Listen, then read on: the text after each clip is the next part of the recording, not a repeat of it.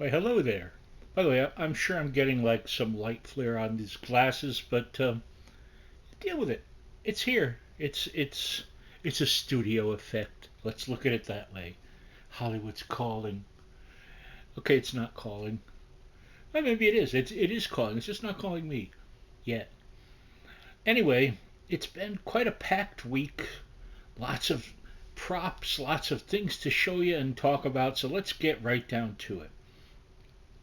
So all the week I've been doing some editing and which involves some writing work for Prague Sheets. I've been working on that.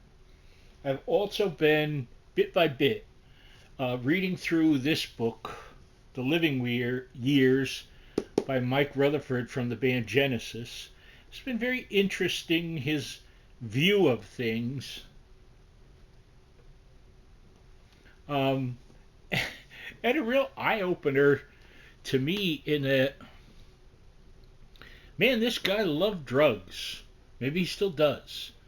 He was talking about taking LSD. He was talking about taking lots of coke. He was saying that he was renting a place and sharing it with someone, and he had them pay their rent in cocaine in the 70s. So you also read stories about. I mean, he's hitting on groupies all the time. He's living every kind of, he's talking about being on tour, being stoned out of his mind, and on, he said, bottles of Southern Comfort and Blue Nun in the hotel rooms. At least he didn't go and wreck the hotel rooms, so that's something. That's a plus. Also has a lot of uh, nitpicky, kind of nasty things to say about his bandmates, except for Phil Collins and to a lesser degree Peter Gabriel. He has a lot of just, I don't know, things to say about Tony Banks, and kind of dismissive of Steve Hackett, very dismissive of Ray Wilson, who came in at the end. That whole experience gets like a paragraph in the book. But it's fascinating anyway. As I know the music well, it's interesting to hear his stories, which I don't necessarily take as these stories. They're just stories he chose to put in this book in a way he chose to put them. Uh, so anyway, I've been reading that, and ooh, I had a nice surprise. It finally came in. Um, we know that I love me the Kate Bush. We know that, right? So I don't have a turntable, but one of the things I always wanted was this album, Lionheart, which is Kate's second album. It's also my favorite album. It didn't used to be, but it's come to be I'll call it my current favorite for the past several years. Let's look at the back, shall we? Nice pictures by Garrett Mankiewicz, a notable photographer. And it has a lovely, lovely interior.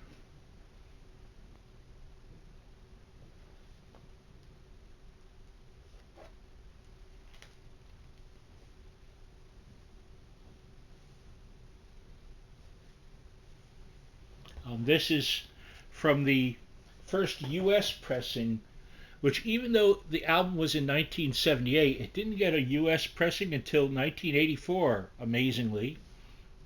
But that's an initial pressing. I got it on the cheap, under 20 bucks. I was just so very pleased. And while we're doing show and tell, also, here's an interesting thing for you.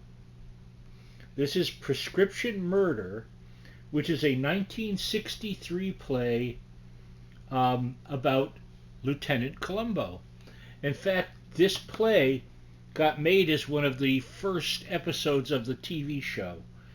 And I didn't know that in the original play, who was it that played Columbo? Let's see. It was Thomas Mitchell. But also in the play, Joseph Cotton and Agnes Moorehead both part of the Orson Welles radio troupe and film troupe, had significant roles in it. Isn't that cool? So I haven't read that yet. I'll read it after I finish the Rutherford book. So beyond that, I've been doing a lot of stuff using. My nephew Michael introduced me to some AI software online to do interesting things with photos and stuff, and create things out of the blue. You just put text in, and it makes images built upon your text, and then you can mutate it. And mutate's a good word for it too. Some of it is nightmarish. None of it is heavenly. But I've been doing that. I've been doing a lot of art of all sorts this week. I had just a lovely day Thursday. My great niece Isabella wanted to show me where she lives in Stratford, which is about, I don't know, half hour from here. So we took the back roads. I brought a camera and took lots of pictures. I'll put a couple of them at the end here, including a picture that Bella took of her and I. I'll make sure that goes in at the end, so you'll see. Don't let it frighten you. I look like me, whatever that is. And so we went up there, and on the way back, she said, "Oh, let's get something to eat." And we went by. She insisted on buying Michael and I some dinner, so we got a pepperoni pizza, and I offered to pay, but she refused to take it for an eggplant grinder I wanted to have the next day. The pizza from this place, Vazzi's in Stratford, was superb. This was just, I haven't had pizza that good in a while. And the next day when I had that eggplant grinder, that was easily the best eggplant grinder I've had in over 5 years. Easy. Not even close. Very authentic tasting, just very, very good. So that was Thursday, and it was great to see her. It's always great to see family, and Isabella, she's a sweetheart. She really is. And